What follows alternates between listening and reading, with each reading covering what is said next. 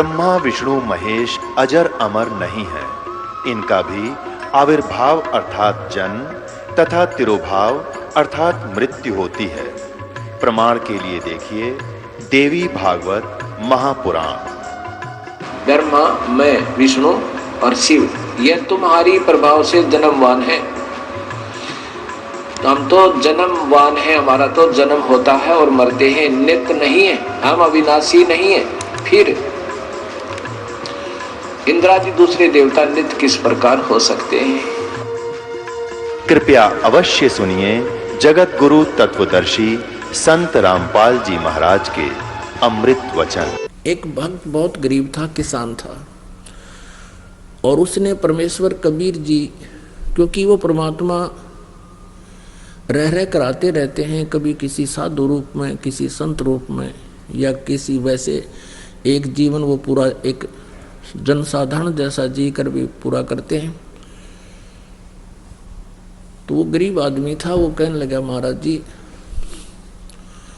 बहुत ही स्थिति खराब है, परमात्मा का ज्ञान सुना। परमेश्वर ने कहा, बेटा नीत साबित रखिए, तेरा कमी नहीं रहेगी और ये भक्ति करता रहे, जितना तुझे चाहिएगा भगवान 21 देगा तुझे। अब क्या हुआ कि उसके एक बैल था, उससे गुजारा कर रहा था। एक चोर था, उस चोर ने क्या सोचा, वो चोरी करने के लिए निकला। उसने देखा एक गरीब व्यक्ति और गर्मी के दिनों में सो रहा है, उसके एक बैल बंधा है, उस एक का बैल न चुरा ले गया। अब चोर तो क्या है, जैसे 100 रुपये का बैल होगा, उस समय की बात, बहुत पुराने समय की, तो किसी समय में ला लो इसको, तो एक उदाहरण है और सच्चाई है। तो उसने तो 10 रुपये का बिक गया, वो भी बेच दिया कि कहीं कोई पकड़ा ना जा तो, या 20 रुपये का, और बेच ब्याज खा पी कर फुर वो तो फिर उसाए हो गया। उसने कुछ दिन के बाद फिर ऐसे चोरी करता करता उसने सोची, चल उस जिसका बैल चुरा के लाया था वो शरीफ आदमी लग गया ना, को पुलिस रिपोर्ट करी उसने, उधर ही चलते हैं। वहां जाकर देखा उसने 1 वर्ष या 2-1.5 वर्ष के बाद क्या देखा कि उसके 2 बैल बंधे हुए हैं, बहुत अच्छी स्थिति के, और वो सो रहा है रात्रि के समय। उस चोर ने उसके दोनों चुरा लिए, दोनों बैल चुरा लिए और ले गया। उनको बेच ब्याच के और अपना कर दिए फुरफुरा। वो फिर नो के नो उसको फिर टोटा सताने लगा, वो फिर चला, वो इधर उधर घूमता घामता। उसने सोचा एक बार फिर उधर देख लो, वो तो शरीफ आदमी है, कोई ऐसी प्रतिक्रिया भी नहीं कर रहा, ना कहता किसी खोजी को लेकर पीछे चलता है। उसने वहां जाकर देखा, क्या देखा कि उसके 4 बैल बंध रहे, 4 बैल नु खागड़ के से। अब उस चोर ने सोचा, भाई मेरा तो नाश हो लिया और 3 बैल चुरा चुका मैं इसके, और इसके आज 4 बैल बंधे हुए हैं। भाई ये कौन सा जंतर मंत्र है इसके पास, इसने यो पूछूंगा मैं तो। और उसने वो वहीं सो रहा था किसान, उसको उठाया कि भाई उठना एक बार। वो किसान कहने लगा, सोया था, ने बोला, भाई मुझे मत छेड़, मुझे सोने दे, सारा दिन काम किया है, नींद अभी लेटा हूँ, सोने दे। वो कहने लगा, भाई मैं चोर हूँ। वो चोर कहने लगा, मैं चोर हूँ। ने बोला, भाई चोर है ना, अपना काम कर दो, तू आया है, मुझे अपना सोने दे। अब वो कहने लगा, रहा जो काम मैं करना चाहूँ था वो मेरे अतीब होता कोई ना, इसलिए तुझे जगाऊँ हूँ ना, मैं कितने जगाऊँ वो। अब मैं चोरी नहीं कर पा रहा हूँ, मैं ये पूछना चाहता हूँ कि ये कौन सा जंतर मंत्र है तेरे पास भाई। फिर उसने बताया, भाई चाहे मारिए चाहे छोड़िए मुझे, चाहे सजा दिए दंड दिए, अब सच्ची बात बताऊंगा, तेरा पहला बैल भी मैं चुरा कर ले गया था, और मैंने तो वो पैसा मेरा न्योए गया बर्बादी में, और तेरे दूसरे 2 बैल भी मैं चुरा कर ले गया था। आज मैं जो का तू उसी स्थिति में हूं और तेरे ये 4 बैल बंध रहे हैं, इसलिए आज से मेरे पर चोरी ना होती भाई। अब मैं चोरी करने की स्थिति में नहीं रहा, मेरा हाथ कांप है, सारा शरीर कांप रहा है कि ये देख तेरा तो नाश हो जाना चाहिए था, तेरे पास तो कुछ था ही नहीं। उस दिन तू बहुत गरीब था, आज तेरे मकान भी सुथरा बना लिया। तो वो बैठ गया, फिर ने बोला भाई जब तने यह जड़ी पूछ ली तभी बताऊंगा, बैठ जा तू। भाई अगर इस चोरी करने से कोई सेठ हो साहूकार बने तो कोई करके नहीं खावे, सब चोरी कर ले। तूने तो भाई घोर पाप इकट्ठा कर लिया। परमात्मा की भक्ति कर। मैं बताता हूं मैं कैसे मुझे भगवान सहारा दे रहा है, मैंने गुरु बना रखा है। और तू चल, तुझे नाम दिलाऊंगा अपने गुरु जी से, और तो भी तेरी भी ऐसी मदद होगी। वो बोला भाई ठीक है, मुझे कुछ भी दिला, कुछ भी बराबर, पर मुझे यह जड़ी बता दे जो नूब सेठ होया करे। गुरुजी के पास ले गया, उसको बताया। फिर उसने अपनी सारी कहानी बताई कि महाराज जी मैं कति घना ढेर आदमी हूँ, नीच व्यक्ति हूँ, और मैंने इसके 3 बैल चुराए। आज मेरे पास एक भी नहीं और पैसा भी खाने को नहीं, बालक भी भूखे बैठे हैं और आपके चेले के ठाठ हो रहे हैं। मैं यो जंतर पूछन आया हूँ। परमात्मा बोले ले भाई यो जंतर तू भी ले ले, नाम ले, भक्ति कर, और बेटा तुम भी ऐसे सुखी हो जाएगा। पर आज के बाद चोरी ना करिए। इन्होंने कान पकड़ दिए, अगर नहीं गुरुदेव सपने में भी नहीं करूँगा, और भी करता होगा मेरे मित्रानों ने भी समझाऊंगा भाई यो काम करने का कोई नहीं। फिर वो देखो पुण्यात्माओं कहाँ तक इन्हों पता लग जाए यो चोर है, उसकी देही तोड़ दे आदमी उठता है। और 20 साल उन्होंने बुलाओ भाजी हो रहा है, भाजी हो रहा है, चोर ठह गया। और उसने न्यो भी ना पता लागने दिया पड़ोसियाँ थे कि ये चोर था, मेरे बैल खरीद करके चोरी करके ले गया था। तो पुण्यात्माओं परमात्मा पे विश्वास जब हो जाएगा आप पे, आपकी एकदम नेचर बदल जाएगा आपका। उसने मित्र समझ लिया उसको कि चोखा भगवान का नाम ले लिया, इसके बच्चों का कल्याण होगा, इसका होगा। मेरा क्या बिगाड़ दिया इसने, अपने कर्म फोड़ दिए। उसको घर पे लाया, फिर वापस न बोला रोटी खा और रुक रात ने, और कल ये बैल ले जा, तू एक और दूंगा तेरे को, और अपनी कमाई कर, और भाई अपने बच्चे पाल ले। अब वो एक बैल ले गया चोर। अब उसने अपनी गलती मान ली, प्रायश्चित कर लिया, अपनी लगा खेती करने। अब 2 साल के अंदर वो 4 बैलों के पैसे लेकर और वापस आया, जिसके वो चोरी करके ले गया था 3 बैल उसके, और एक वो उसने उधारा दिया था। 4 बैलों के पैसे लेकर उसके पास पहुंचा 2-3 वर्ष के बाद के ले भाई ये तेरे बैल चुराए थे उनके पैसे, अरे का आपने मुझे उधारा दिया था इसके पैसे।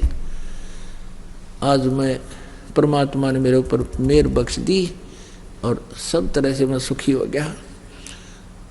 पहले भी आता रहता था, सत्संग सुनता रहता था, विचारधारा परमात्मा से सुनता रहता था। फिर उस दिन वो लेकर आ गया पैसे, पता लग गया कि ये इसका लोन मैं क्यों रखूँ अपने सिर पे। तो उसने कहा भाई मैं ना लूँ एक ना पैसा तेरे, मेरे तो भगवान ने ठाट कर रखे, तो इस पैसे को चल गुरुदेव के चरणों में रख दे, तेरा धर्म में लग जाएगा। ऐसा ही किया गया। तो पुण्यात्माओं ये बातें कहने सुनने की नहीं, ये कर पाड़न की है। ये सच्चाई है कि आप देखना इस परमात्मा के हाथ एक बार लग कर देखो सच्चे दिल से। और फिर आज तो आप लूटते हो दुनिया को, कोई रिश्वत लेता है, कोई मिलावट करता है, दोनों दुखी हो रहे हो, इधर से नुकसान हो रहा है, उधर से आप अपनी नेचर खराब करके भाव बिगाड़ करके चोरी रिश्वत लेते हो। और फिर आपके आत्मा में कैसी शांति होगी। एक तो ऐसा माहौल बदल जाएगा कि विष दिखाई देगा आपको। उसके विषय में परमात्मा बताते हैं जब तुझे ज्ञान हो जाएगा, जैसे किरका जहर का रंग होरी हो, कहो कौन तिस खाव राम रंग होरी हो।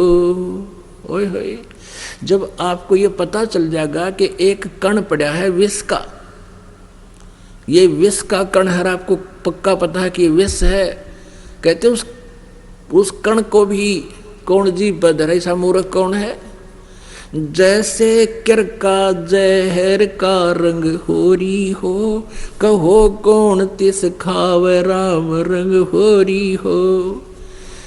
कि फिर आपके घर में एक न्यारी खुशी होगी, आपकी आत्मा में न्यारी खुशी होगी, और ये एक दूसरे से लूटना खसोटना, बुरी नजर रखना, बुरा कर्म करना, ये एक विष दिखाई देगा। फिर उस विष को जब आपको पता चल गया ये विष है, फिर खा के दिखाइए उसको।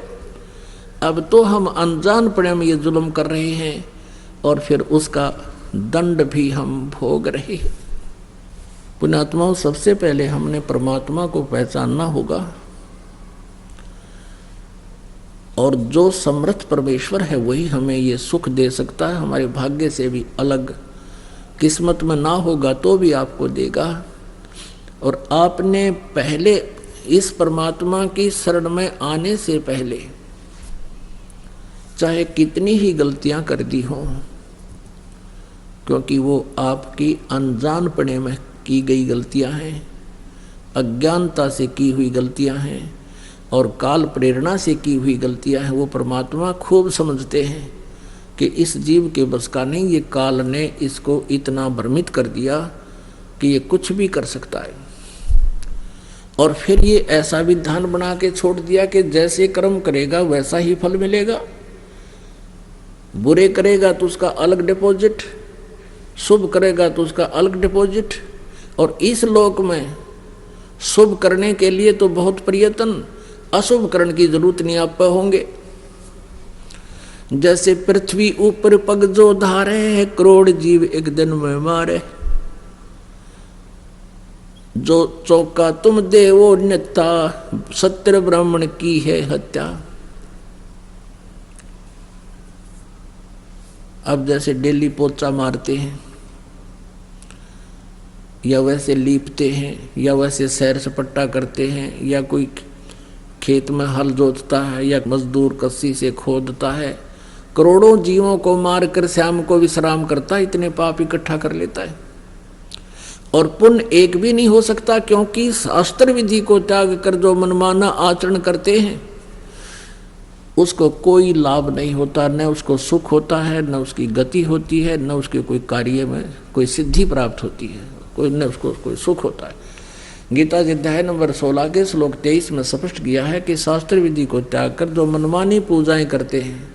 अब आज तक इस तत्व ज्ञान से आपको पता चलेगा कि आप क्या साधना करते थे, मनमाना आचरण करते थे, मनमानी पूजाएं करते थे, जो आपको कुछ भी लाभ देने वाली नहीं थी। तो जो पूजा साधना आप करते थे वो तो यूजलेस, और जो भी दान आप करते थे बिना गुरु के, क्योंकि पूरे गुरु बिन बात नहीं बनती। इन नकली गुरुओं को निकली मेहनतों से आपने उपदेश ले भी लिया, गुरु शिष्य बन भी गए, तो इनसे भी कोई लाभ नहीं होगा।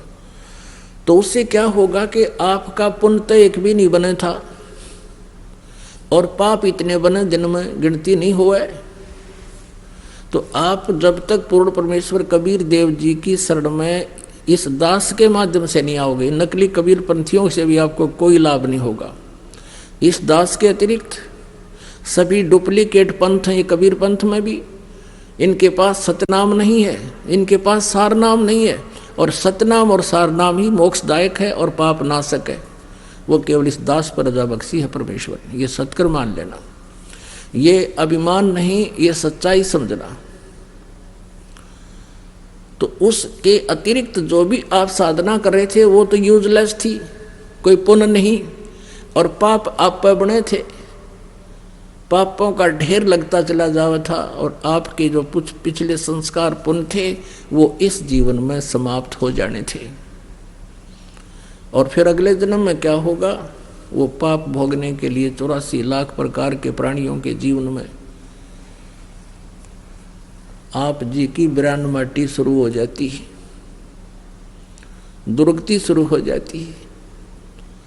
एक जीव का आप देख लो जीवन, क्योंकि अब तो आपका नशा हो रहा है, 2 टाइम पर टूक मिल जाए, अच्छी मोटरसाइकिल कार होगी, सामने गुटी ला लें, अब फिर पता ही नहीं क्या होगा आगे। इतनी सोचने की समय नहीं छोड़ रखा काल ने। लेकिन इस सत्संग में आने से आंखें खुल जाती हैं पुण्यात्मा की कि क्या कर रहा था और क्या करना चाहिए था। फिर ये इन प्राणियों को देखकर चिंतित होता है, भगवान यदि आज भगवान कबीर साहब की शरण न मिलती तो हम भी ऐसे ही भटक रहे होते, कहीं पशु बनते, कहीं पक्षी बनते। तो पुण्यात्मा परमात्मा के इस ज्ञान से जो पुण्यात्मा होती हैं उनको एक डर विशेष बनेगा और भय बिना भक्ति बने नहीं। अब जैसे कई व्यक्ति कह देते हैं कि जो संतों ने वाणी बोली है, एक तो यथार्थ, एक भयानक, एक ऐसी एक वैसी। जैसे कोई कहता भी किसने देखा आगे क्या होगा, पशु बनेंगे या पक्षी बनेंगे, ये तो कहने की बातें हैं, ये तो डराने के लिए होती हैं। अपन आत्माओं को चोरी चोर करता है, उसको कोई बुद्धिमान जेंटलमैन बताता है कि भाई चोरी ना कर, चोरी नहीं करनी चाहिए, पुलिस पकड़ेगी, तेरा तुझे कुटेंगे, काला मुंह करेंगे, तेरी सजा होगी, ऐसा ये गलती ना करें। और वो न्यू सोचे कि ये तो डरावे हैं, डरान के मारे कह रहे हैं, कुछ नहीं होना। लेकिन जिस दिन वो पकड़ा जाएगा चोरी करता, उसका बक्कल भी उतरेगा और उसका काला मुंह भी करेंगे और जेल में भी ठोका जाएगा। वो सारे काम बनेंगे उसके साथ में। अपन आत्मा यदि वो व्यक्ति उस जेंटलमैन की, वो चोर जेंटलमैन व्यक्ति की बात को मान लेता और उस डर जाता उससे, तो उसका समाधान हो जाता। वो डर भी था और सच्चाई भी थी, और उससे ना डर कर उसने कितना काम बिगाड़ लिया। इसी प्रकार ये सच्चाई भी है और डर भी लगेगा, और भय बिना बात बना नहीं करती। और डर कब लगता है? जब हम ज्ञानवान हो जाएंगे। जैसे एक छोटा सा बालक, अबोध बच्चा सर्प को पकड़ लेता है। एक बहन बतावा थी कि मेरी लड़की का लड़का आंगन में खेल रहा था, पशुओं का आंगन था, पशु खेतों में चले गए थे और उसकी माँ उसको वहाँ छोड़कर पशुओं का गोबर बाहर डाल रही थी। एक सर्प आ गया, काला सर्प, और उसने जाके उसको अच्छी वस्तु जान के न्यू पकड़ लिया। पकड़ते ही वो हाथ पर डस गया, उसने वो छोड़ दिया, वो खिसक गया। कुछ देर के बाद उसका हाथ सूजना शुरू हो गया। अब वो बच्चा बता नहीं सकता, उसकी माँ पूछे क्या लग गया। उस समय तो उसको कोई बच्चे को दर्द भी महसूस नहीं हुआ, थोड़ी थोड़ी सी वो बोलता था, ज़्यादा भाषा नहीं बोल पा रहा था। डॉक्टर के पास ले गए। डॉक्टर ने बताया कि इसके किसी विषैले जानवर ने काट रखा है। फिर बच्चे से पूछने लगे, बेटा कैसा था, क्या था, किसने डस दिया? वो कहने लगा, भैंस की पूंछ कैसा था, काला काला। अब उसको ये नहीं मालूम था ये सांप था। उसने वो सांप पकड़ दिया और उसने वो डस दिया, तो मुश्किल से जान बची उस बालक की। तो 1 हफ्ते के में जाकर होश में आया वो।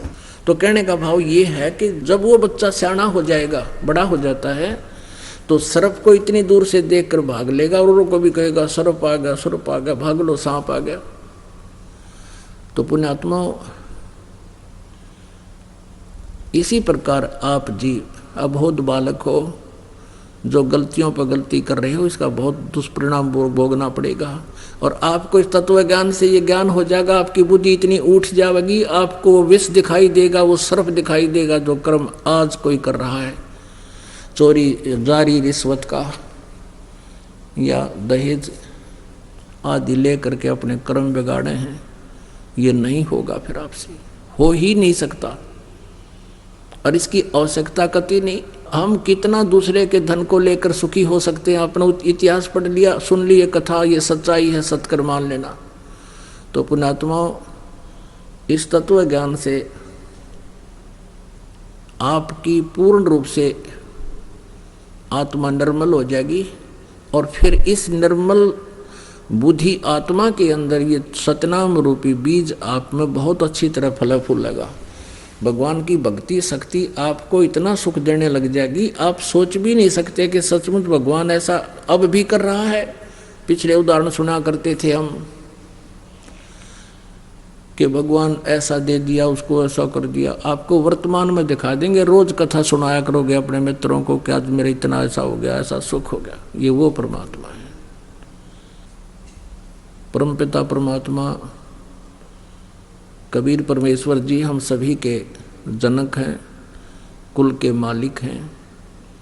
हम सभी आत्माओं के एकमात्र वो हितैषी हैं और इसीलिए वो अपने सतलोक को छोड़कर, इसे सुंदर इतने अच्छे लोक को छोड़कर यहाँ आते गंदे लोक में कुछ समय रहते हैं और उस समय हम काल प्रेरणा से उनके साथ कितना दुर्व्यवहार करते हैं। पुण्यात्माओं, एक जब परमेश्वर यहाँ आए हुए थे, एक रामानंद नाम के महर्षि थे, ब्राह्मण, और उनका बहुत बोलबाला था। उन्होंने 1400 ऋषि शिष्य बना रखे थे और वो उनका प्रचार किया करते थे। महर्षि रामानंद जी द्वारा निकाले निष्कर्ष कंक्लूजन जो उन्होंने वेदों, गीता और पुराणों को पढ़ा था, उसके आधार से वो अन्य जनता को शिक्षा दिया करते थे।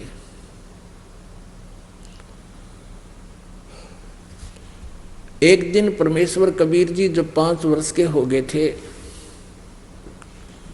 उन्होंने एक उस ऋषि को, विवेकानंद नाम था उसका, जो रामानंद जी के शिष्य थे, उसका सत्संग सुना। वो वैष्णु साधु थे, विष्णु जी की महिमा सुनाते थे, विष्णु जी को सर्वेश्वर बताया करते थे, श्री कृष्ण जी को परम शक्ति बताते थे। परमात्मा ने प्रसन्न किया उस विवेकानंद से कि महर्षि जी, मैं आपसे एक प्रश्न करना चाहता हूँ। आप जी कह रहे हो कि भगवान विष्णु जी का कहीं जन्म नहीं हुआ, ये सर्वेश्वर हैं, महेश्वर हैं, मृत्युंजय हैं, कालज्ञ हैं, इनके कोई माता पिता नहीं है। परमेश्वर ने कहा कि मैंने शिव पुराण में कथा सुनी थी, एक ब्राह्मण तय रुद्र संहिता के अंदर स्पष्ट लिखा हुआ है 5वें, 6ठे, 7वें, 8वें अध्याय में कि सदा शिव रूपी काल रूपी ब्रह्म से और दुर्गा इस शक्ति से, दोनों के संयोग से विष्णु की उत्पत्ति हुई और ब्रह्मा जी की उत्पत्ति हुई और शिव की उत्पत्ति हुई। और देवी भागवत में लिखा है, ब्रह्मा विष्णु जी स्वयं कहते हैं कि हमारा तो जन्म और मृत्यु होता है, हम अविनाशी नहीं हैं। अब उसके पास वो रखी हुई थी पुस्तकें, उसने उठाकर देखी विवेकानंद ने। अब परमात्मा के दिए ज्ञान से उसको कुछ पढ़ने को मिला कि सचमुच इसमें कुछ लिखा तो है कि विष्णु जी का जन्म हुआ, ब्रह्मा जी का जन्म भी इन्हीं से हुआ। लेकिन पुण्यात्माओं, जब तक परमात्मा की कृपा नहीं होती, यह बात आंखों देखकर भी विश्वास नहीं होता। क्योंकि विवेकानंद और हम सभी ने पहले कुछ भी नहीं सुन रखा था, अपने सदग्रंथों का कोई ज्ञान नहीं था, और लोक वेद इतना सुन रखा होता है कि आंखों देखकर भी सदग्रंथों को विश्वास नहीं करते। इसमें जो लिखा है यह सच्चाई है, हम उस लोक वेद पर दृढ़ रहते हैं। ऐसी ही स्थिति विवेकानंद की होगी, आंखों देखकर भी नहीं माना। दूसरा कारण ये था, उसको पता था कि संस्कृत मेरे सिवा यहाँ कोई नहीं जानता, जितने श्रोता हैं। कह दिया कि झूठा है, ये झूठ बोलता है, ऐसा कुछ नहीं है। और परमात्मा कबीर जी 5 वर्ष के थे, तिलक लगा रखा था जैसे वैष्णु साधु लगाया करते हैं। विवेकानंद जी ने पूछा कि तू कौन है, क्या तूने कहीं दीक्षा ले रखी है? तो परमेश्वर कबीर जी के बोलने तो पहले ही श्रोता कहने लगे, ये तो उस नीरू धाणक का बेटा है, जुलाहे का बेटा है, इसका कबीर नाम है, इसकी तो आदत खराब है, ये किसी भी ऋषि महर्षि के पास जाकर उठपटांग बातें करता है, सबको ऐसे ही पूछता रहता है। एक आध श्रोता ही ऐसे बोलने लगा। तो विवेकानंद ने पूछा कि तू इतनी गहरी बातें सदग्रंथों की बोल रहा है, क्या तूने कहीं दीक्षा ले रखी है? कबीर परमेश्वर ने कहा कि हाँ, मैंने गुरु बना रखा है। उस विवेकानंद जी ने पूछा कि तूने कौन गुरु बना रखा है? कि जो आपने बना रखा वो मैंने बना रखा है। अब विवेकानंद जी कहने लगा, तू सीधे मुंह बात कर, तू जुलाहे का शूद्र का लड़का, और मैं ब्राह्मण और मैंने महर्षि रामानंद पंडित से नाम ले रखा है। वो तेरे जैसे शूद्रों की तो शकल भी नहीं देखता। तू झूठ बोलता है, कपटी है। देखो रे लोगों, ये क्या बकवास कर रहा है, मेरे गुरुजी की बेइज्जती करता है। शूद्र होकर के मेरे स्वामी जी से इसने नाम ले रखा है। कल देखना इसकी वहाँ श्यामत आएगी, तुम सभी आना और गुरुजी के सामने हैं इसको लाएंगे, बुलाएंगे, और तुम देखना ये कितना झूठा है, इसने कोई नाम नहीं ले रखा। अपनात्मा अगले दिन 10 मस्टंडे पकड़ के ले गए कबीर परमेश्वर को, बालक को, 5 वर्ष के बच्चे को। रामानंद जी के सामने जाके खड़ा कर दिया। रामानंद जी झोंपड़ी के अंदर अपनी कुटिया के अंदर बैठे थे, सामने पर्दा लगा लिया था। विशेषकर उस दिन गेट के ऊपर के आज जुलाहा कबीर को लाया जाएगा और मैं दिखाऊंगा इनको, मैंने इसको कोई उपदेश नहीं दे रखा। ऐसा ही हुआ। पर्दे के अंदर से पूछा स्वामी जी ने कि तू कौन जात है तेरी और किस पंथ से यानी संबंधित है, तेरा कौन सा पंथ है? आप देखो पुण्यात्मा, परमात्मा सामने खड़े हैं। एक 2 कौड़ी का जीव रामानंद अंदर से कैसे भगवान के साथ दुर्व्यवहार करता है और बाद में कैसे स्वीकार करता है। हमारी सबकी ऐसे बुद्धि जो है ना भ्रमित है, काल ने हमारा नशा कर रखा, मांडी पाक रहे हैं और किसी का कोई ब्योत नहीं। धरती तोलते फिरते हैं, 1 मिनट में अदरक मार जा, पड़ा पड़ा मुंह बावे, माए मक्खी निकले और बड़े मुंह में के हाथ भी ना उठे जीव का, और पता नहीं 1 मिनट में के कुकर्म करने तैयार हो जाए। तो ये अभिमान जीव का सबसे बड़ा शत्रु है। किसी को विद्या का, किसी को जाति का, किसी को पद का, किसी को धन का। ये अभिमान जीव का सबसे बड़ा शत्रु है। तो यहाँ गुरु और शिष्य की आपस में जो वार्ता होती है थोड़ी सी वो सुनाएंगे, और जो दास आपको सुनाने जा रहा है उसका भूमिका बना रहे हैं। आडा पर्दा लाए करे रामानंद बूजंत, दास गरीब कुरंग छवि ही अदर डाक कूदंत। कौन जात कुल पंथ है, कौन तुम्हारा नाम है? दास गरीब आधीन गति वो बोलत है बलि जाऊं मैं। जात हमारी जगत गुरु परमेश्वर है पंथ, दास गरीब लिखत पढ़े मेरा नाम निरंजन कंत। अब यहाँ पर आदरणीय गरीबदास साहिब जी परम पूज्य परमेश्वर कबीर जी की महिमा आंखों देखी अपने उनके द्वारा प्राप्त उस तत्व ज्ञान से मैं ही लिख रहे हैं, उन परमेश्वर के द्वारा प्राप्त उस दिव्य दृष्टि से देख कर लिख रहे हैं। जैसे तुलसीदास जी ने लाखों वर्ष पहले की घटना रामायण और कलयुग के अंदर ज्यों की तू अपने सिंपल लैंग्वेज में यथार्थ चित्रित कर दी थी, लिख दी थी। इसी प्रकार गरीबदास जी ने परमेश्वर कबीर जी की, परम पूज्य कबीर जी की वो यथार्थ घटना लीला अपनी अमृतवाणी में बोली। कैसे कैसे वार्ता हुई थी उनकी, तो गरीबदास जी अपनी तरफ से बता रहे हैं क्या, इसलिए यहाँ गरीबदास शब्द आ रहा कबीर जी के स्थान पर। कबीर परमेश्वर क्या बोले? रामानंद जी ने पूछा कौन तुम्हारी जाति है और क्या तुम्हारा नाम है? तो गरीबदास जी कहते हैं आधीन होकर जैसे गुरु जी के सामने एक शिष्य सुयोग्य शिष्य को व्यवहार करना चाहिए ऐसे कर रहे हैं। और क्या बोले, बोलत है आधीन गति, आधीनी से बोल रहे हैं। गरीबदास जी कहते हैं मैं बलिहारी जाऊं उस परमेश्वर के समर्थ शक्ति होते हुए इतने विनम्रता से बात कर रहे हैं एक छोटे से जीव के सामने। जात हमारी जगत गुरु और परमेश्वर है पंथ, दास गरीब लिखत पढ़ मेरा नाम निरंजन कंत। पुण्यात्मा इस परमात्मा की ये घटना लीला याद आती है, क्योंकि आप जिन इतना सुन नहीं रखा, नए नए भक्त आए हैं। इस दास जी को जब ये बातें चित्रित होती हैं, वो घटना इधर परमात्मा खड़े हैं 5 वर्ष के बालक के रूप में, महर्षि रामानंद जी बैठे हैं और अपने एक जीव को सद्बुद्धि देने के लिए परमात्मा की इतना कष्ट उठाते हैं।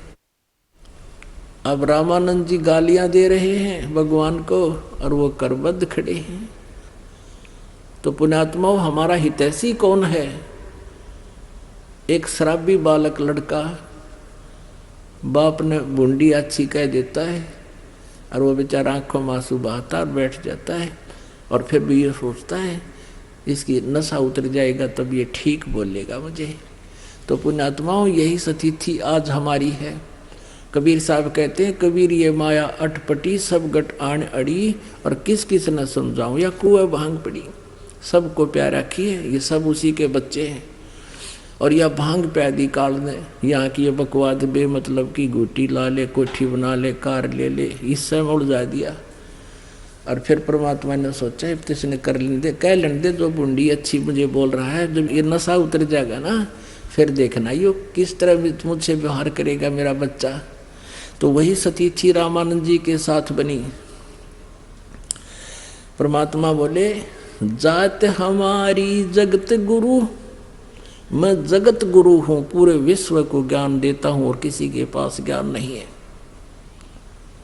और पुण्यात्माओं, वेद गवाही देते हैं। ऋग्वेद मंडल नंबर 9 सूक्त नंबर 86 मंत्र 26-27, ऋग्वेद मंडल नंबर 9 सूक्त 82 मंत्र 1, 2, 3 में, ऋग्वेद मंडल नंबर 9 सूक्त 96 के मंत्र 16 से लेकर 20 में, ऋग्वेद मंडल नंबर 9 सूक्त 20 मंत्र 1 में, ऋग्वेद मंडल नंबर 9 सूक्त नंबर 1 मंत्र 8 और 9 में, और भी बहुत स्थानों पर है। यह स्पष्ट किया है कि वो कबीर परमात्मा है, ऊपर तीसरे धाम मुक्ति धाम में रहता है, वहाँ से गति करके आता है, अपनी अच्छी आत्माओं को मिलता है, उनको तत्व ज्ञान से परिचित करवाता है। जो तत्व ज्ञान वही बताता है आकर के, अपनी महिमा आप ही ठीक ठीक बता सकता है, और कोई नहीं जानता उस परमात्मा की द्वारा रची हुई सृष्टि को और उसके अध्यात्म ज्ञान को। उसी दृष्टिकोण से परमात्मा यहाँ खड़े हैं, कह रहे हैं जात हमारी जगत गुरु और परमेश्वर है पंथ। मेरा पंथ यानी कौन सा मार्ग है? जैसे कोई तो विष्णु जी का पंथ है, वैष्णु है, वो विष्णु तक का ज्ञान जानते हैं, विष्णु जी तक का, और किसी का नाथ पंथ है, वो शिव जी तक का ही मार्ग है, वो शिव जी को इष्ट रूप में मानकर वही उसी का मार्ग है, वही पंथ है। कोई ब्रह्म तक की साधना बताते हैं, वो ब्रह्म तक का पंथ है। तो ये परमात्मा कहते हैं मेरा परमेश्वर है पंथ, मैं जो मार्ग बताने आया हूँ भक्ति का, वो उस परम पिता, उस परम अक्षर ब्रह्म का है, उस परमेश्वर का है, जिसमें गीता जी अध्याय नंबर 18 के श्लोक नंबर 62 में कहा है कि अर्जुन तू सर्वभाव से उस परमेश्वर की शरण में जा, जिसकी कृपा से तू परम शांति और सनातन परम धाम को प्राप्त होगा। मेरा वो उस परमेश्वर वाला पंथ है। परमात्मा स्वयं अपनी महिमा आप ही बताने आई, और मेरा नाम पूछते हो तो मैं वो परम अक्षर ब्रह्म हूँ। अब यह बात रामानंद जी के गले नहीं उतरी। रे बालक सुन दुर्बुद्धि, तेरा घटमट तन आकारे, दास गरीब दर्द लगा हो बोले सिरजनहारे।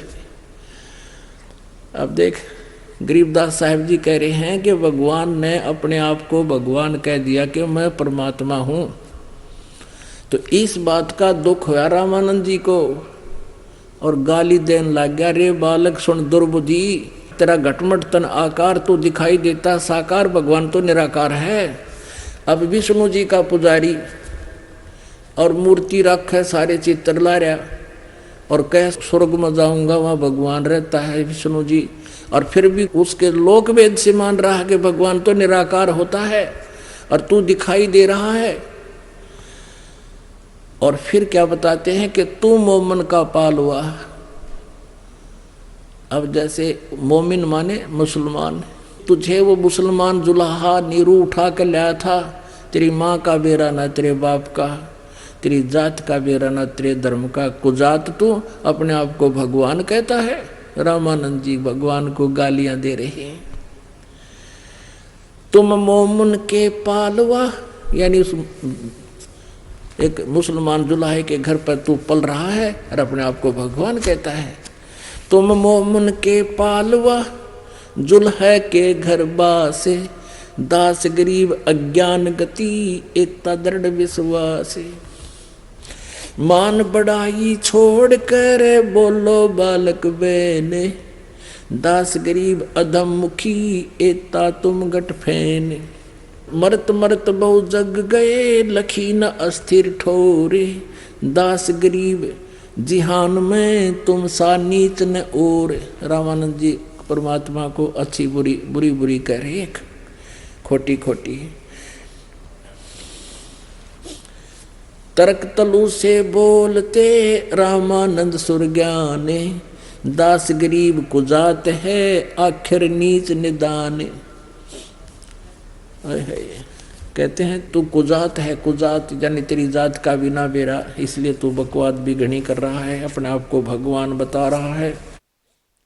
अब क्या बताते हैं, ए स्वामी सृष्टा में। वैसे तो बहुत बड़ा विवरण है, लेकिन समय के अभाव से जो दास थोड़ा सा प्रसंग सुनाना चाह रहा है वहां ला रहा है आपको। परमात्मा कहते हैं ए स्वामी, क्योंकि कबीर परमेश्वर जी ने उनको गुरु बना लिया था। क्योंकि गुरु रामानंद जी को किस लिए बनाया परमेश्वर ने, ये मर्यादा बनाए रखने के लिए कि नहीं तो आने वाले समय में काल के दूत ये कह देंगे गुरु जी की आवश्यकता क्या है, कबीर जी ने कौन सा कोई गुरु बनाया था। और परमात्मा कहते हैं गुरु बिन माला फेरते, गुरु बिन देते दान, गुरु बिन दोनों निष्फल हैं, चाहे पूछो वेद पुराण। अब वहां शिष्य और गुरु की भूमिका भी स्वयं करके दिखाई कि ऐसा होना चाहिए आपको गुरु शिष्य के बारे में। गुरु जी अच्छी बुंडी बोल रहे हैं और परमात्मा एक सुयोग्य शिष्य की तरह हाथ जोड़े खड़े हैं, लेकिन फिर सच्चाई बता रहे हैं। ए स्वामी सृष्टा में, सृष्टि हमर तीरे, दास गरीब अधर बसु में अवगत सत्य कबीरे। ओए होए, ए स्वामी सृष्टा में यानी सारी सृष्टि का रचने वाला मैं हूँ, और सारी सृष्टि यानी अनंत करोड़ ब्रह्मांड मेरे आधार हैं, और मैं ऊपर रहता हूँ। अवगत सत्य कबीर, अविनाशी का परमात्मा हूँ। सत्य माने अविनाशी, अविगत माने जिसकी गति जिसकी स्थिति से कोई भी परिचित नहीं है, वो स्वयं ही आकर बताता है, और वो फिर मारे गले उतरती नहीं, इसलिए बात अभी तक उलझ रही थी। सुन रामानंद राम में मैं बावन नरसिंह, दास गरीब सर्व कला मैं व्यापक सर्वंग। चारों युग में हम पुकारे, कोक कहा हम हेल रे, हीरे माणक मोती बरस ये जग जुगता ढेल रे। गोता मारूं स्वर्ग में जा बैठूं पाताले, गरीब दास ढूंढता फिरूं अपने हीरे मोती लाले। मैं रोवत हूँ सृष्टि को, ये सृष्टि रोवे मोहे, कह कबीर इस वियोग को समझ न सकता कोई। गरीबदास जी बता रहे हैं कि कबीर भगवान ने बोले कि मैं तो तुम्हें रो रहा हूँ कि तुम मेरे बच्चे हो, तुम काल के जाल में फंस गए हो, थारी बिरान माटी कर रखी, कोई किसी का बेटा मर गया, किसी की बेटी मर गई, और किसी के 2 लड़के हैं, एक मर गया, ने सोचा है भगवान एक तो बच गया, और पहले दोनों थे, जब एक चला गया कौन सी डाल डाली, और दूसरे का नंबर आ गया जब के कर लेगा। तो यहाँ सबको नो सकोड़ रखा है, चल इतनी ईब तब और तो बचेंगे, इतना ये हो गया सो हो गया, बाकी तो बचे रहेंगे, बाकी की क्या प्रोटेक्शन कर दिया तूने। यह सोच पहले थी, जब एक लड़का मरा तो ये अज्ञान हटेगा आपका।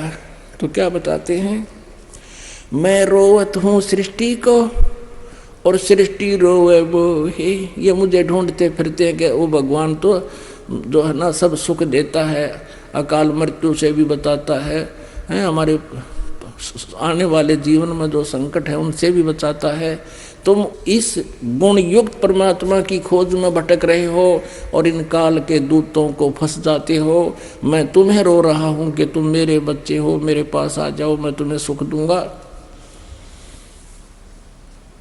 लेकिन हमारा जो वियोग हो गया बीच में, हमारे इस वियोग को अब कोई नहीं समझ पा रहा है।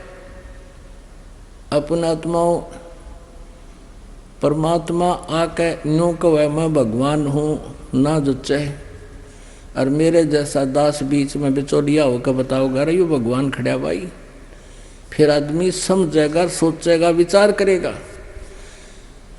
अब जैसे एक समय एक जो है मंत्री आ गया उसमें गांव में। आइए अब हम उन श्रद्धालुओं के अनुभव जानते हैं जो जगत गुरु तत्वदर्शी संत रामपाल जी महाराज जी से दीक्षा प्राप्त कर चुके हैं तथा उनके द्वारा बताए गए भक्ति मार्ग पर चल रहे हैं। सर नमस्कार। सत साहब। सर क्या नाम है आपका? सुखदेव शर्मा गेवाली दास। कहाँ से आए आप? काठमांडू नेपाल से। सर क्या काम करते हैं आप? मैं पहले तो इंस्पेक्टर ऑफ स्कूल था, सुपरवाइजर कहते हैं नेपाल में। मैं स्कूलों को सुपरविजन किया करता था और शिक्षकों को मैं तालीम देता था।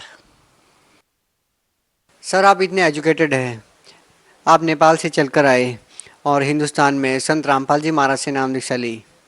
सर संत रामपाल जी महाराज जी हमेशा विवादों में रहते हैं जैसा कि यहाँ देखने को मिलता है, तो सर संत रामपाल जी महाराज के बारे में आपके क्या विचार हैं?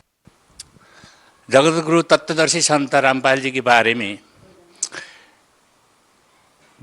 हमारा विचार ये है कि अभी तक हमने जो शास्त्री पास किया है, मैं संस्कृत का विद्यार्थी होने के नाते हमने शास्त्री पास किया।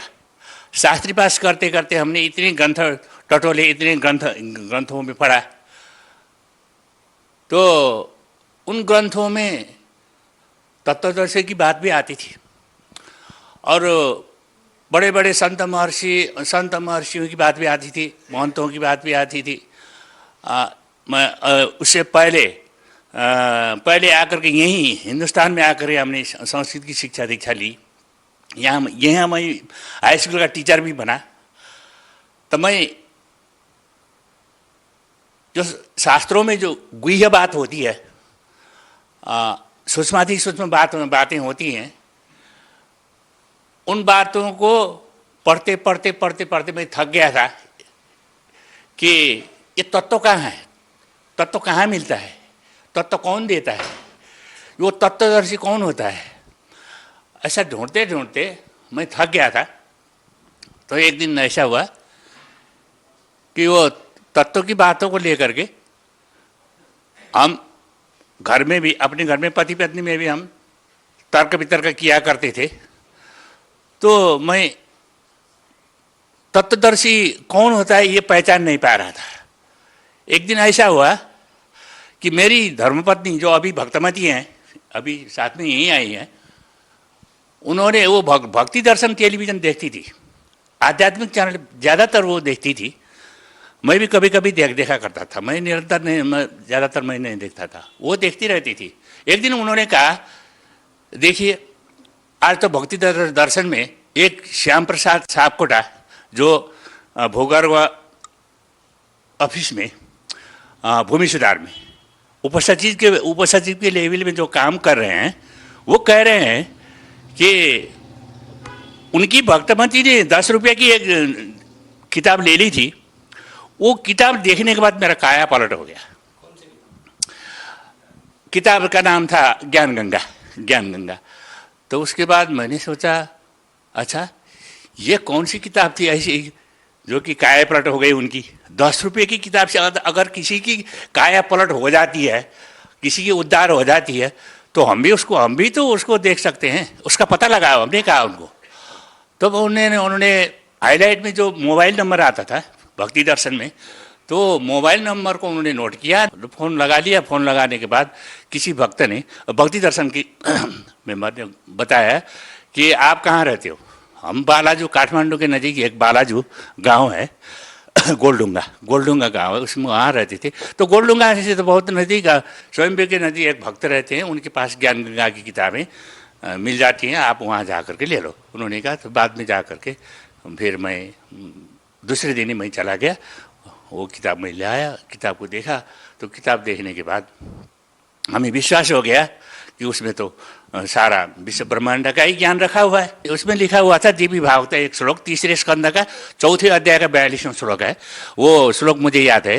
ब्रह्माहमीश्वर वर किलते प्रभावात् सर्वे वयम जनियुता नयदातु नित्या केन्येषुरा शतमख प्रमुखास्त नित्या नित्या त्वमेव जननी प्रकृति। इसमें लिखा है, उसमें एक वाक्य आता है, सर्वे वयम जनियुता। ब्रह्मा विष्णु शंकर तीनों मिल करके भगवती के पास जाकर, दुर्गा के पास, शेरा वाली जो दुर्गा है उनके पास जाकर के उन्होंने कहा कि भगवती माता, हे भगवती, सर्वे जन, अगर हम मरणशील हैं, हम इतने सबसे बड़े हम देवता हैं, हम ही मरणशील हैं, तो इस दुनिया में और कौन होगा जो नाशवान नहीं है।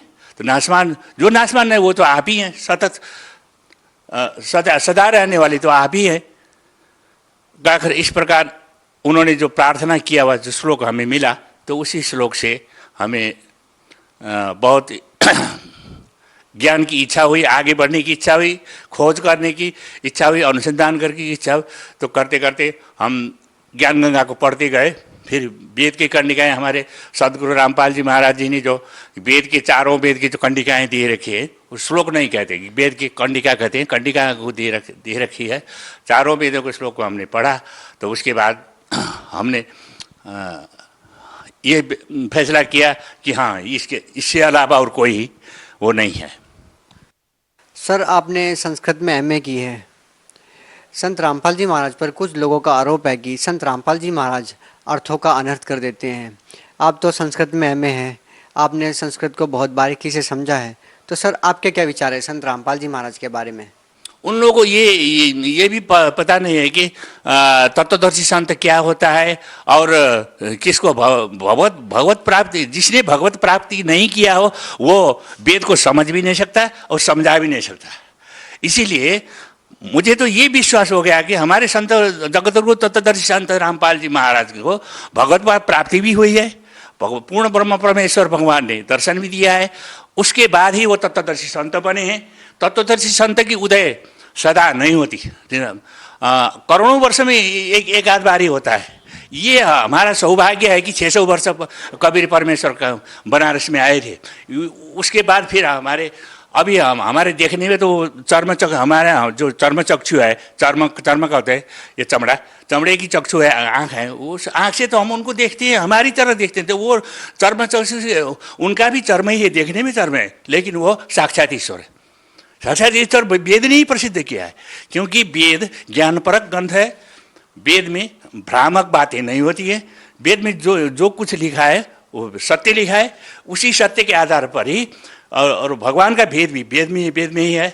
इस वेद से भगवान मिलते तो नहीं हैं, सूक्ष्म वेद में जाकर के ही मिलते हैं। फिर भी हमारे जो तत्वदर्शी संत रामपाल जी महाराज हैं, इन वेदों का संपूर्ण निचोड़ निकालने के लिए जो यहाँ अवतरण हुआ है उनका, वो साक्षात ईश्वर के रूप में अवतार हुआ है, पूर्ण ब्रह्म परमेश्वर के रूप में अवतार हुआ है, कबीर परमेश्वर के रूप में अवतार हुआ है। इसके अलावा इस विश्व ब्रह्मांड में कहीं भी कोई भी विकल्प नहीं है। परब्रह्म से सर, संत रामपाल जी महाराज के बारे में कुछ लोगों का ये कहना है कि संत रामपाल जी महाराज के जो अनुयायी है वो संत रामपाल जी महाराज के पीछे एक अंधभक्ति के तहत जुड़े हुए हैं, उनके पीछे लगे हुए हैं। सर, सच क्या है? सच तो ये है कि वो स्वयं भी कुछ भी नहीं जानते। वे लोग जो इस बात को कहते हैं वो अपने आप को वो कुछ भी नहीं जानते। पढ़ते तो हैं, वेद पढ़े पर भेद न जाने, बाँचे पुराण 18, अंधा जड़ को पत्ते खुआवे। वो लोग तो अंधे को जो जड़ है जो मूर्ति है वो तो जड़ है ना, उस जड़ को पत्ते खुआ रहे हैं, फल फूल ले जाके खिला रहे हैं, वो तो अंधे है, स्वयं अंधे। आपका ये कहना है कि संत रामपाल जी महाराज ही तत्वदर्शी संत है? कोई भी इसका खंडन नहीं कर सकता है। अगर खंडन करता है तो वो हमारी भी तत्वदर्शी संत क्या, उनके हम जो कुट्टी है, हम जो दास हैं, हमारे पास आए, हम भी उसको उत्तर देने को हम तैयार हैं, दे सकते हैं, चाहे कहीं भी जाए, विश्व में कहीं भी जाकर के हम जवाब दे सकते हैं उसको कि इनके अलावा कोई परमेश्वर नहीं है। इन्होंने जो समझा है ठीक समझा है, वही यह शास्त्र विधि वर्तते ही कामकारत न सिद्धिम वापनोति न सुखम। जो शास्त्र विधि के अनुसार जो भक्ति दिया है इन्होंने, सही भक्ति दिया है, और सही भक्ति दे करके सही जगह पे हमें वो ले जा सकने वाले भगवान यही हैं। इसके अलावा और कोई ऐसी शक्ति, इस प्रकार का शक्तिशाली पुरुष इस संसार में, इस विश्व ब्रह्मांड में जन्मा ही नहीं अब तक। सर, संत रामपाल जी महाराज में व अन्य धर्मगुरुओं में आपको क्या अलग लगता है? संत रामपाल जी महाराज ने अन्य धर्मगुरुओं से क्या अलग बताया है? अन्य संतों से ये बताया है कि उन्होंने जो कुछ ही पढ़ा समझा और दूसरे को अपना शिष्य भी बना रहे हैं, अब अपना धर्म भी बता रहे हैं, वास्तविक भक्ति नहीं बता रहे, सद्भक्ति नहीं बता रहे। हमारे संत रामपाल जी महाराज जो बता रहे हैं, सद्भक्ति बता रहे हैं, उस सद्भक्ति के अनुसार उसमें जो सिद्धांत भी है, व्यवहार भी है। पहले सबसे पहले तो सिद्धांत को समझा लिया है ज्ञान गंगा के मार्फत। ज्ञान गंगा क्या, और भी बहुत ही ऐसी किताबें, गहरी नज़र में गीता है, इन किताबों के मार्फत, इन ग्रंथों के मार्फत उन्होंने सबसे पहले तो सिद्धांत को समझा दिया। सिद्धांत के बाद उन्होंने ये कह दिया कि देखो, अगर ये सिद्धांत को समझने के बाद अगर मर्यादित भक्ति नहीं करोगे, भक्ति करो मर्यादा में रहो, ऐसा है उनकी वाणी, ऐसी है, भक्ति करो मर्यादा। अगर मर्यादित तरीके से आप व्यवहार में नहीं आओगे, व्यवहार में नहीं उतरोगे, तो आप फिर फिसल जाओगे, आप फिर गड्ढे में गिर जाओगे। सर, आप भगत समाज को क्या संदेश देना चाहेंगे? जो भक्ति में अब आए हैं उनको भी भूरी भूरी प्रशंसा करते हुए, मैं इस विश्व में जितने भी हिंदू संस्कार में जन्म ले चुके हैं और जो हिंदू संस्कार में जन्म नहीं ले चुके हैं, जैसे क्रिश्चियन लोग भी हैं, मुसलमान लोग भाई हैं, वो सब इस ज्ञान को समझें, सबसे पहले समझें तत्वदर्शी क्या तो है, इसको समझें। ज्ञान गंगा किताब हिंदी में भी लिखी हुई है, नेपाली भाषा में भी लिखी हुई है, अंग्रेजी में भी लिखी हुई है।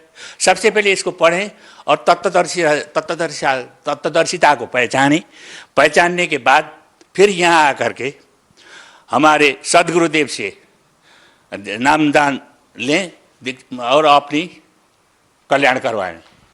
सर, आपका कहना है कि संत रामपाल जी महाराज के बताए अनुसार आप भक्ति कर रहे हैं, जो कि शास्त्रों के अनुसार हैं। तो सर, संत रामपाल जी महाराज ने जो भक्ति आपको दी है, उससे आपको क्या लाभ मिला? मेरे को बहुत लाभ मिले। सबसे पहले तो मुझे लाभ तो सद्भक्ति का मार्ग मिल गया। सबसे बड़ा लाभ तो ये है, मैं जीवन मरण से मैं रहित हो सकता हूँ। अगर मैं दृढ़ भक्ति मैंने किया तो मैं बस वो अविनाशी, जहाँ जाकर फिर लौट के आना ही नहीं पड़ता है। उस भक्ति मार्ग को मैंने पता लगा लिया, मुझे फिसलना नहीं चाहिए। दूसरा ये है कि शारीरिक और मानसिक जो लाभ होते हैं, तो मेरा शारीरिक लाभ भी है मुझे। मैं हृदय रोगी हूँ, हृदय का रोगी हूँ, मुटु का रोगी हूँ। हमें मुटु कहते हैं, हमारी नेपाली भाषा में मुटु कहते हैं। हृदय रोगी हूँ मैं, मेरा हृदय रोग था और डॉक्टरों ने मुझे बचा लिया था। तो वो कहते थे कि 2-3 महीने बाद आप यहाँ आकर के फॉलोअप में आओ और अपना चेक करा लिया करो, नहीं तो फिर तुम्हारा फिर हार्ट अटैक हो जाएगा, तो मर जाओगे, ऐसा कहा था। तो संत रामपाल जी महाराज के पास जब ज्ञान गंगा के माध्यम से जुड़ गया, इस मिशन में जुड़ गया, और बरवाला में हिसार बरवाला में सतलोक आश्रम में मैं आया। आने के बाद हमारे गुरुदेव ने मेरे सिर में जब हाथ रख दिया, हाथ रखने के बाद पहली बात तो ये है कि ये हृदय रोग है। मुझे तो ऐसे अभी भी ऐसे आभास हो रहा है, अब मेरा कोई रोग ही नहीं है। खास दवा तो हमें ये मिल गया है कि भगवान ने साक्षात पूर्ण ब्रह्म परमेश्वर ने हमारे सिर में जब हाथ रख दिया, उसके बाद मैं स्वस्थ हो गया हूँ। मुझे कोई चिंता भी नहीं है, संपूर्ण चिंता भी चिंता से दूर हो गया। और इसके बाद शारीरिक रोग है, ये सर्दी जुकाम बहुत लगता था हमें, सुबह से शाम तक छी छी छी छी करता, छींकें आती रहती थी, वो बंद हो गया। मुझे दमा होता था, मेरे पिताजी 60 वर्ष में गुजर गए दमा के कारण। मुझे वही दमा, क्योंकि वो हेरिडिटी होती है ना, हेरिडिटी के कारण मुझे भी दमा हो गया था। दमा अब नहीं है, बिल्कुल शून्य अवस्था में। कितनी उम्र हो गई आपकी? मैं 71 साल का हो गया, 71। इसके बाद मेरे शरीर में एलर्जी होता था। मैं जब भी स्नान करता था सवेरे उठ करके 4 बजे उठ करके धोती लगाना, पाठ पूजा करना, ये सब करता था और बहुत छी छी करता रहता था। एलर्जी होता था तो एलर्जी की दवाई हर रोज़ मैं लगाता था। अब मैं एलर्जी का दवाई मैं शरीर में कभी भी नहीं लगाता। सर, बरवाला की घटना के बाद भी संत रामपाल जी महाराज से बहुत सारे श्रद्धालु जुड़ रहे हैं। जेल के अंदर भी बहुत सारे लोग उनसे जुड़ रहे हैं, उनके द्वारा दी गई भक्ति कर रहे हैं। सर, आपको कैसा लगता है? ये तो बहुत अच्छी बात है, क्योंकि जो वास्तविक जो भक्ति है वो भक्ति मार्ग का पता लग गया है। भक्ति मार्ग को पता लगने के बाद आदमी की जो मस्तिष्क जो है मुंडई, संस्कृत में एक वाक्य आता है, मुंडई मतिर्भिन्ना। प्रत्येक आदमी की मुंड में, आपके एक ही परिवार में भी मुंड में भिन्न भिन्न मति होती है, भिन्न भिन्न बुद्धि होती है। तो बुद्धि के अनुसार ही आदमी चलता है। तो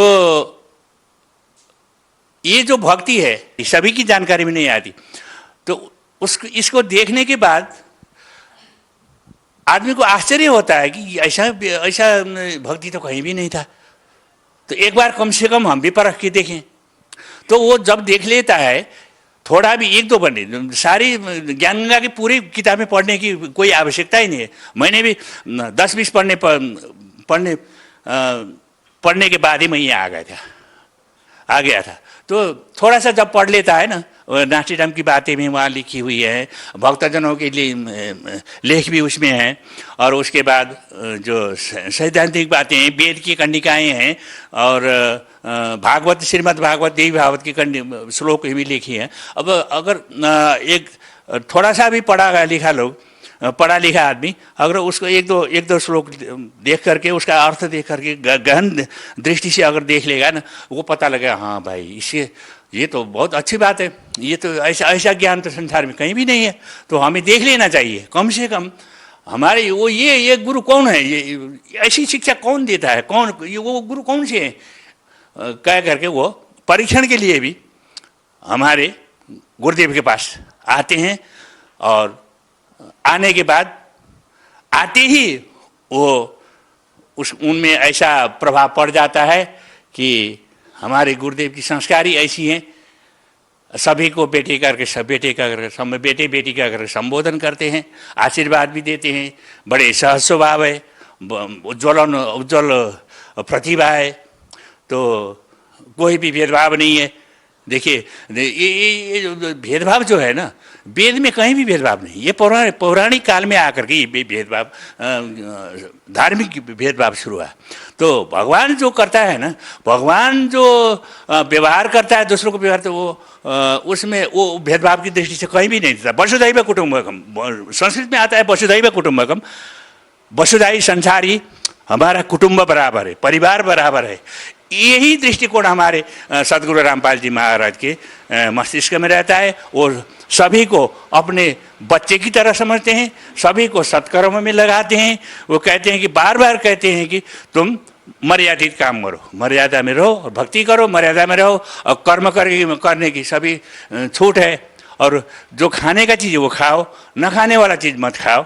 बस इतना ही वो संदेश देते हैं। कुछ लेते नहीं हैं, खाली देते हैं, केवल देते हैं। वो देना तो जानते हैं, लेना कुछ नहीं जानते। इसलिए वो सभी को बच्चे मानकर वो शिक्षा दीक्षा दे रही। जी धन्यवाद सर साहब।